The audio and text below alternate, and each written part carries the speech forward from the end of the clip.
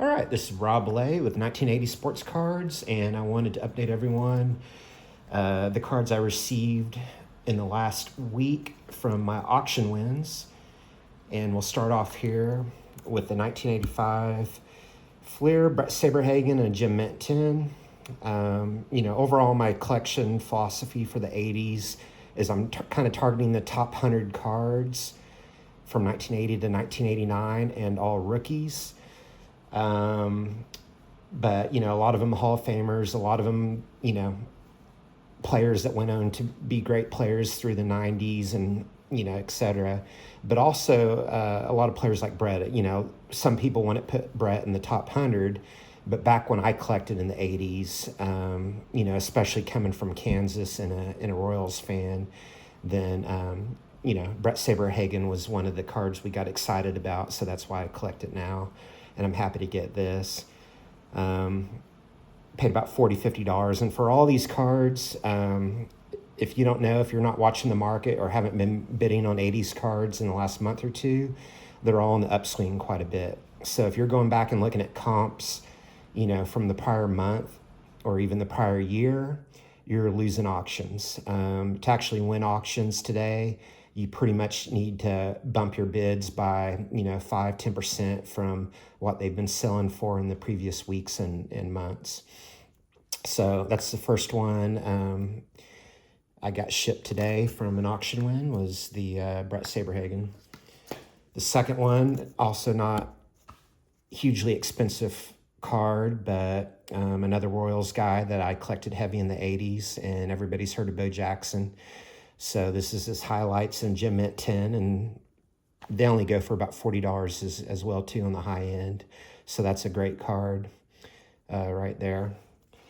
Now we're starting to get in a little bit rarer cards. And also you'll notice that as I collect the 80s, I'm trying to get all Gem Mint 10s, but when it comes to some of the Tiffany and Leaf cards, it's just ridiculous for the Gem Mint 10s.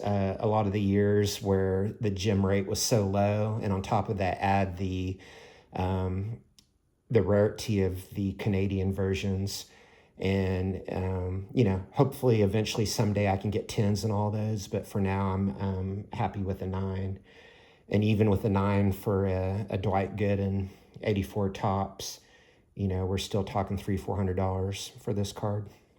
But that's a beautiful card. All right, here we go. One of my favorite sets ever back when I was collecting in the 80s was the 85 Donruss, just with that black border. Just a gorgeous card. Unfortunately, it kind of makes for a hard card to grade. I sent in this exact card to be graded from one of my sealed sets, and it came back, I think, like a 6. And by eyesight, it was a great looking card, but the actual grade was like a 6 or 7. So, the 10s are pretty rare. There's actually only a population of 640, whereas the 9s, there's 3,000, 8s like 3,500. So this is a good card right here, going for about $300-$400 as well. Moving on, we've got the great Ken Griffey, and of course his update, sorry, not update, but his Upper Deck 10 is the 4-digit card. But this is a nice card right here. And they only go for about $300. But that's a pretty card, and part of my 100, I'm trying to get all the Griffey rookies. Here we go. Topps traded Darryl Strawberry in the 1983. Most people collect his 84 as a rookie, but I love these pre-rookies with the traded sets, and it's in a Gem Mint 10. Very nice card.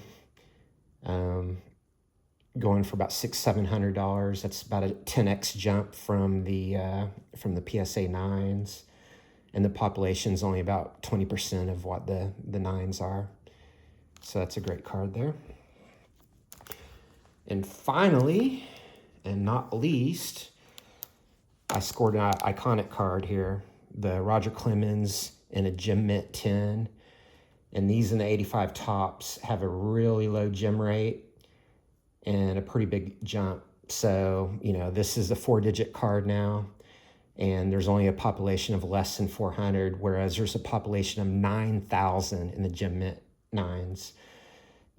So the having a gem rate of less than 5%, of course, the jump in price from PSA 9 to PSA 10 is over 20x. But this is kind of a iconic. And if you want to start calling any 80s cards blue chips, I'd certainly put this one up there in the top 10. So there you go. Those are my auction wins that have been shipped to me here in the past week. Stay tuned to next week I've got some great cards that are being shipped this week.